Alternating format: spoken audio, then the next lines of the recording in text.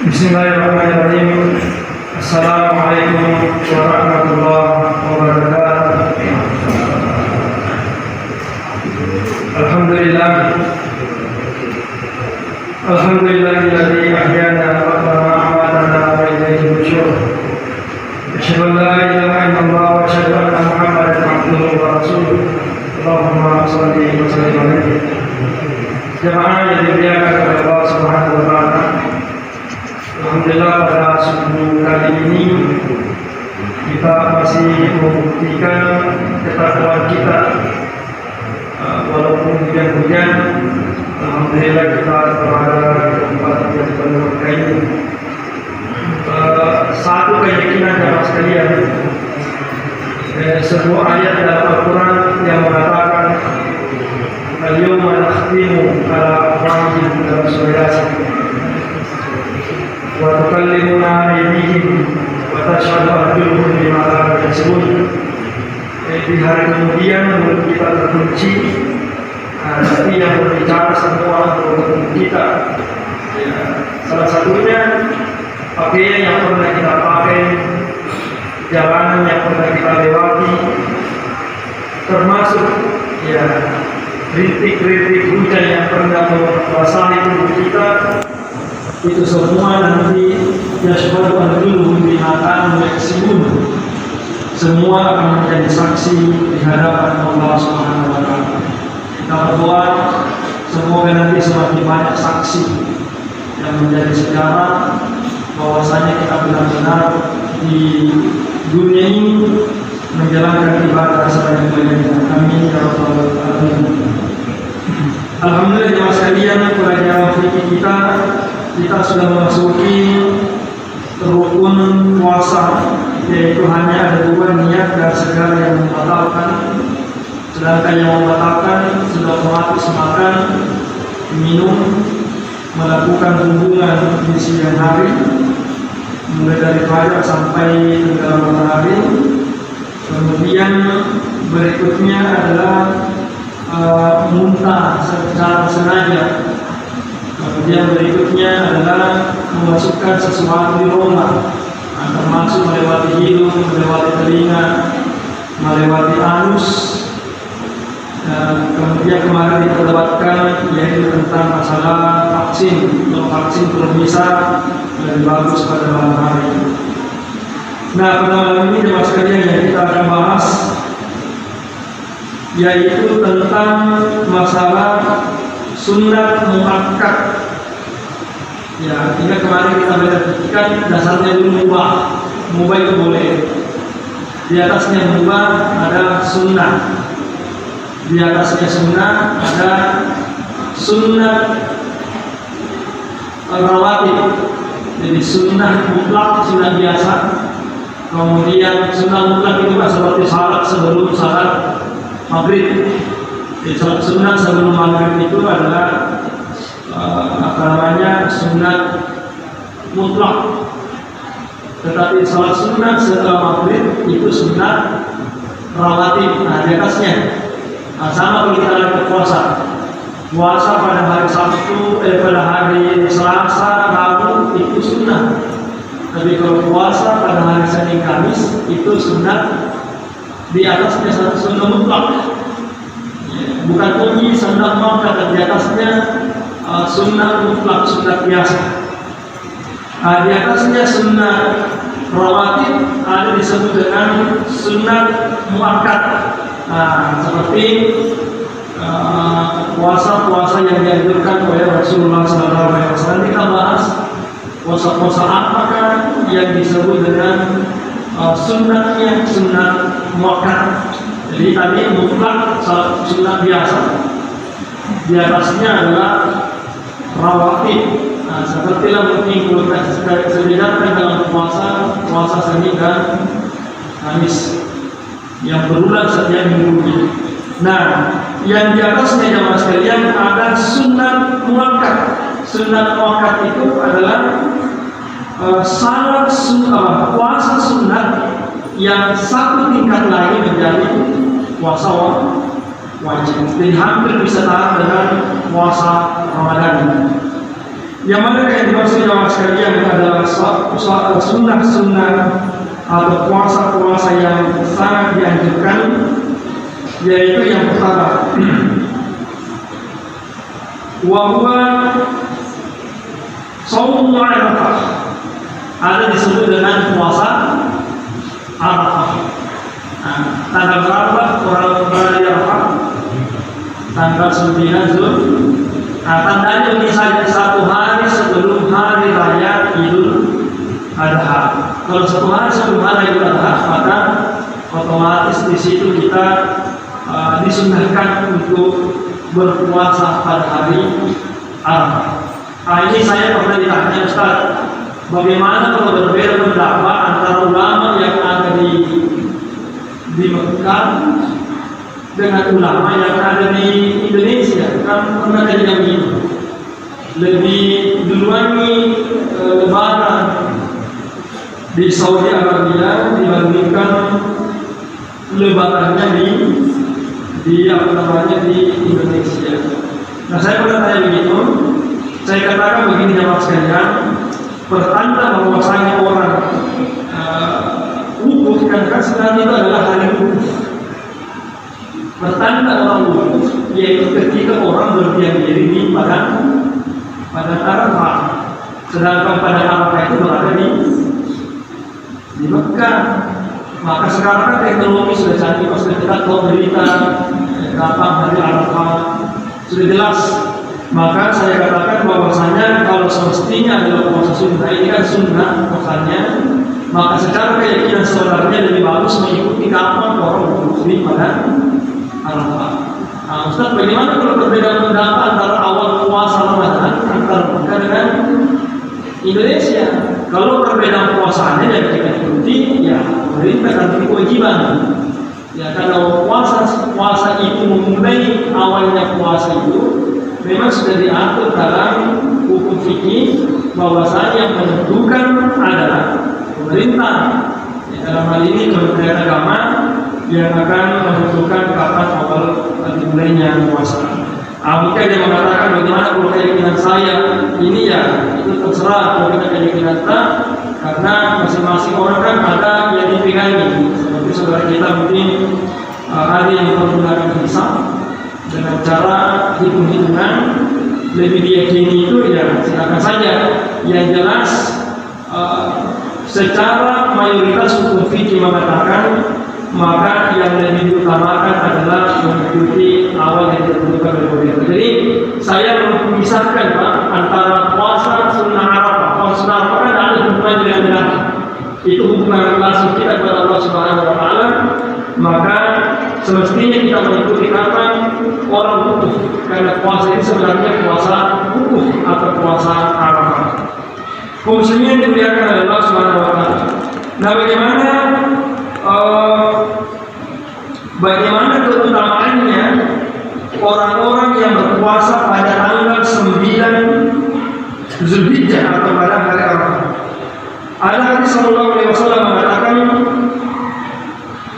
li'annahu yukaffiru as-sanah allati huwa fiha wallati ba'daha, kama fi khabar Muslim. Ini ada hadisnya di Sahih Muslim. Wa huwa tazi'u Zulhijjah wal akhwat shaum tsani min Arafah wal mukaffiru as-saghair allati la tata'allaqu bi haqqil adamiyyin is al-kaba'ir la yukaffirha. Nah, sudah jelas ini maksudnya bahwasanya keutamaannya puasa Arafah itu yukaffiru qablahu wa ma ba'dah. Pokoknya semua dosa-dosa kita diampuni sebelum hari Arafah. Ada yang mengatakan 1 tahun sebelum hari Arafah dan 1 tahun setelah kita berpuasa. Artinya berapa tahun yang punya dosa? 2 tahun. Ba'daha wa ma qablaha wa ma ba'da. Artinya dosa-dosa kita akan diampuni oleh Allah Subhanahu Wa Taala dengan orang yang melakukan puasa 1 hari saja pada tanggal 9 Zulhijjah. Mungkin ada yang bertanya bagaimana niatnya? Niatnya sederhana. Nawaitu shaum Arafah. Saya niat untuk puasa Arafah. sunnatan lillahi ta'ala, sunnah karena Allah subhanahu wa ta'ala. Tapi masa kita mengerti saya niat untuk puasa besok, sunnah karena Allah subhanahu wa ta'ala. Ini Pak, kita ingat satu hari sebelum Lebaran tanggal 9 Zulhijjah saya dianjurkan untuk puasa Arafah. Tapi di sini Pak ada tambahannya, ibu sekalian. Yang dimaksud di sini wal mukaffir, yang dimaksud dihapusnya dosa-dosa as-saghair allati la tata'allaqu bi haqqil adamiyyin wal kabair. Yang dimaksud dihapuskan di sini adalah dosa-dosa saghair, dosa-dosa kecil. Dosa-dosa yang kecil, dosa besar tidak. Jadi dua dosa, ada dosa besar yang kepada Allah ya, hubungan kita kepada Allah, ada dosa kecil, ada dosa besar. Saya tanya dulu, kalau meninggalkan salat dosa kecil atau besar? Nah, besar. Berarti kalau meninggalkan salat tidak bisa ditutupi dengan puasa. Maka ulama mengatakan untuk menutupi salat yang telah tertinggalkan dengan catatan ganti. Gantinya ada dua, ada disebut dengan salat apa namanya? Salat qada. Ada disebut dengan salat qada, ini perdebatan. Ada pula yang disebut dengan salat sunnah. Makanya ulama lebih sepakat kalau yang diqada itu adalah salat yang sudah jelas kita lupa. Saya berikan contoh ini. Kita sudah mulai salat, rajin salat, tiba-tiba tadi malam atau tadi malam terlusi mungkin ada pekerjaan dan lain sebagainya di maghribnya itu pada sempat sama maghrib, jelaskan dosa. Karena apapun yang terjadi, apapun pekerjaan kita harus stop ketika kita mau melaksanakan salat fardu. Tapi karena kita lalai tidak melakukan salat maghrib, maka otomatis itu kita sudah dosa. Nah, saya ingat tadi malam. Jadi kalau saya ingat, tadi malam saya lupa salat maghrib, maka ulama mengatakan boleh diqada. Karena jelas yang saya lupa tadi adalah salat maghrib. Tetapi kalau salatnya itu anggaplah umur 17 berupa salat, saya tidak tahu kapan mulai rajin salat, otomatis siapa yang mampu menghitung berapa kali tertinggal salat maghrib. Nah, sedangkan kan ada syaratnya niat itu ta'yin. Ya, yang dimaksudkan itu jelas yang saya mengganti adalah salat yang mana. Kalau 17 tahun mungkin belum pergi salat, nanti salat mungkin pada umur 50-an. Jadi 400 salat maghrib. Satu tahun saja 365 hari, terkadang juga bisa berubah. Jadi gimana diganti? Nah, jadi kalau tidak ta'yin, maka ulama mengatakan diganti saja dengan salat sunnah, perbanyak salat sunnah seperti bulan suci Ramadan. Ini kita bisa makan mas sekalian. Nah, kalau yang dihapuskan tadi adalah puasa Arafah, adalah dosa-dosa yang kecil. Dosa kecil itu apa Bu? Apa? Nah, sekarang banyak sekali apa namanya bisa munculnya dosa kecil. Di scrolling HP kita, kelihatan yang joget-joget di situ. Nah, apalagi TikTok itu yang mana paling banyak orang nonton, itu yang muncul di harta. Nah, sekarang dan sudah ikut semua, bukan cuma TikTok sekarang, sudah masuk Facebook, ada reelsnya, sudah masuk kan lagi booming, jadi orang semua ikut, masuk YouTube sekarang sudah ada YouTube Short-nya, YouTube pendeknya. Nah, kemudian juga Instagram satu paket dengan Facebook di bawah company Meta sekarang yang dimiliki oleh Mark Zuckerberg. Jadi inti dulu kalau medsos itu yang teman saja kita lihat Pak. Sekarang siapa yang paling banyak nonton, maka itu akan muncul di layar. Nah, yang muncul di layar ternyata hasil survei mengatakan walaupun di mulutnya orang membenci namanya seks atau membenci namanya pornografi atau membenci melihat yang seksi-seksi, mau tidak mau yang beri banyak nonton yang itu. Maka ketika kita buka itu yang muncul. Nah, ini yang dimaksud dosa-dosa kecil. Yang menjadi dosa besar kalau dibuka harus dikontrol. Apalagi melakukan action itu sudah dosa besar. Tapi kalau cuma lewat-lewat, scrolling cepat, nah itu masih dosa kecil. Jadi itu yang bisa dihapuskan oleh puasa. Makanya saya katakan perbanyak sekarang puasa apa?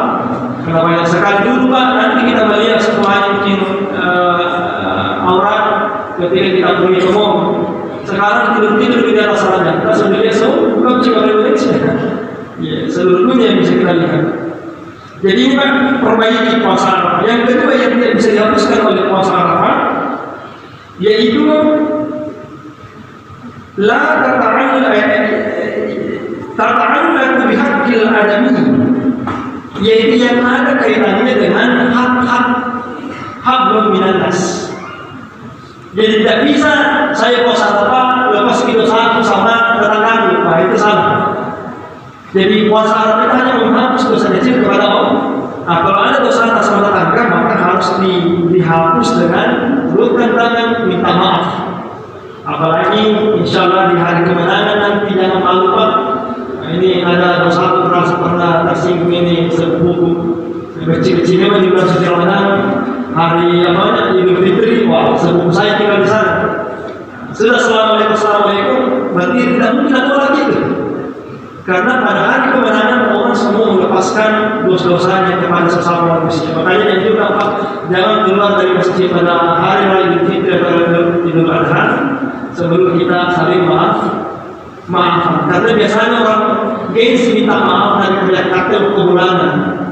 Nah, tetapi ketika di dalam masjid tidak ada gengsi, tidak ada lagi rasa malu untuk minta maaflah. Pergunakan karena dosa sesama manusia tidak mungkin dihapuskan kecuali orang tersebut memberikan maaf kepada kita. Jadi kalau saya tanya Bapak Ibu, termasuk ibu-ibu lakan, yang mana paling gampang dimaafkan, dosa kita sama Allah atau dosa kita sama manusia? Tentu dosa kita sama Allah lebih gampang karena cukup istighfar. Allah tidak mungkin tidak maafkan. Tapi yang paling berat ini dosa sesama manusia, terkadang ada gengsi untuk mengulurkan tangan. Karena Nabi Sallallahu Alaihi Wasallam, orang yang terbaik adalah orang yang pertama mengulurkan tangan seraya memberi maaf kepada saudaranya. Jadi Pak, ini baru satu yang saya jelaskan secara detail. Saya tambahkan beberapa soal sunnah mungkin nanti bisa diskusikan secara mendalam. Kemudian jemaah sekalian, ada juga disebut dengan puasa satu hari sebelum puasa Arafah. Ya, satu hari sebelum hari Arafah berarti tanggal 8 Zulhijjah. Namun puasa ini bukan puasa sunnah muakkad, bukan muakkad yang derajatnya satu tingkat lagi dengan puasa wajib. Tapi ulama mengatakan puasa tanggal 8 Zulhijjah itu adalah puasa sunnah, boleh disebutkan dengan salat sunnah rawatib. Jadi bawah tingkatannya sedikit. Artinya apa? Kalau ada kesempatan afdolnya kita puasa 2 kali. Tanggal 8 Zulhijjah ditambahkan pada tanggal 9 Zulhijjah. Kalau tidak sempat cukup tanggal 9 Zulhijjah, yang jelas jangan ada yang puasa pada tanggal 10 Zulhijjah. Karena itu adalah haram. Justru puasa pada hari Lebaran dan 3 hari setelah Lebaran Idul Adha itu dilarang untuk puasa. Kalau puasa Ramadan, berapa hari tidak boleh berpuasa? 2 hari, 3 hari atau 1 hari? Kalau yang tiga ini 1 hari atau 3 hari? Nah, jadi kalau Idul Fitri hanya 1 hari yang boleh puasa, yaitu hanya pada tanggal 1 Syawal. 2 Syawal ya sendiri langsung puasa sunnah salat sunnah Syawal. Oke. Jadi kalau Idul Adha 2 hari sebelumnya disunahkan 8, 9, 10, 11, 12, 13, 4 hari itu tidak boleh puasa. Justru hari hukumnya kalau kita puasa di sana karena disebut dengan hari tasyrik. Setelah 3 hari, 1 hari Lebaran, atau 3 hari setelah Lebaran. Kemudian jemaah sekalian, tentu tadi adalah puasa Syawal. Dekat-dekatnya adalah puasa Syawal. Ini sudah masyhur. Untuk saya perpanjang, karena saya mengatakan man shoma Ramadan, siapa puasa bulan suci Ramadan, tsumma atba'ahu sitta min Syawal, dilanjutkan 6 hari setelah Ramadan, yaitu puasa Syawal. Boleh kita betul-betul Pak, boleh betul-betul, boleh bulan Islam selingnya jelas selama bulan Syawal. Apa kata Nabi? Fakaan nahu sholat sama halnya kalau dia puasa sepanjang masa. Nah, kalau nanti puasa apa, gak usah dimakan 1 tahun dan 1 tahun sekali. Tapi kalau puasa Syawal, sama halnya kita berpuasa, artinya pahalanya dihukumkan kita puasa selama luar biasa dalam sekalian puasa Syawal. Nah, di sini sedikit ada permasalahan, mungkin perlu saya sampaikan dan tidak apa-apa saya lagi. Ulama mengatakan boleh nggak puasa Syawal itu kita gabung dengan puasa wajib? Nah, tentu kalau lebih afdalnya mana? Lebih puasa Syawal lebih puasa wajib. Itu kalau ulama sepakat yang paling afdalnya lebih puasa Syawal lebih puasa wajib. Artinya pengganti puasa ganti, puasa padat, terutama bagi perempuan yang haid, tentu kan ada tambahan. Nah, tetapi Imam Suyuti mengatakan boleh. Ada namanya al-isyraq bin niyah di sini ada namanya al-isyraq bin niyah, boleh digabungkan niat. Tapi dengan catatan yang digabungkan puasa wajib dibandingkan puasa sunnah. Nah, jadi kalau saya tanya, yang mana wajib? Puasa padat atau puasa Syawal? Nah, yang wajib adalah padat utama. Maka niatnya berniat untuk mengganti, jadi nawaitu shauma pada. Misalnya berniat untuk puasa ganti. Mustahil kasih kamu lagi.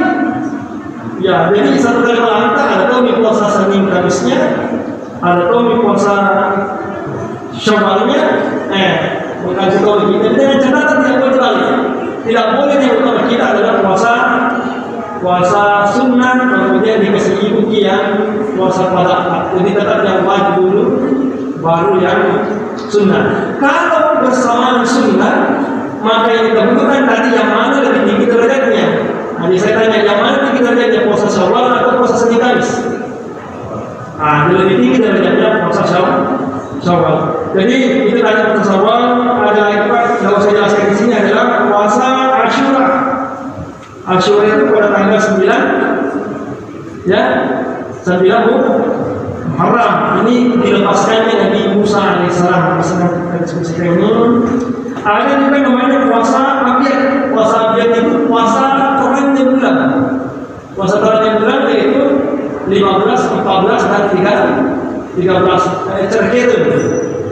Yaitu untuk berpuasa. Maka ini puasa pertama yang dilakukan oleh Nabi Sallallahu Alaihi Wasallam. Saya kira ini Pak, ada beberapa contoh puasa yang perlu kita amalkan. Karena ini Ramadan kali ini kita membahas masalah puasa, maka kita bahas tadi sudah bahas yang hukumnya, sekarang kita bahas puasa-puasa sunnah yang perlu kita amalkan. Terima kasih, saya serahkan kepada moderator. Ya, alhamdulillah.